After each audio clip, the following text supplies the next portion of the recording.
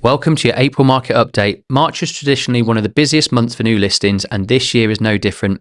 In fact, we're seeing the highest number of homes available at this time of year in over a decade, giving buyers more choice than we've seen since 2015. With more supply on the market, price growth is staying relatively steady. Most forecasts suggest increase of around 1 to 3% through 2026. That means pricing correctly has never been more important. What's really encouraging is how our local market compares to the national picture. Across the Nicol & Co offices, homes are selling much faster. In Worcester and Droitwich, we're seeing agreed sales in around 47 days, and in Malvern it's close to 40 days. Nationally, that figure is around 70 days. We're also seeing significantly higher completion rates, with between 80 and 91% of agreed sales going on to complete, compared to around 55% nationally. Looking at the local sales data, the average price across the WR postcode area has increased slightly to just over 296,000. Houses continue to dominate the market, making up 89% of sales and achieving an average of just over 321,000. In terms of areas performance, Malvern has seen prices rise by 3%, Droitwich by 2% and Worcester by around 1%. On the letting side, the market remains strong. Average rents across the WR area have reached £974 per month,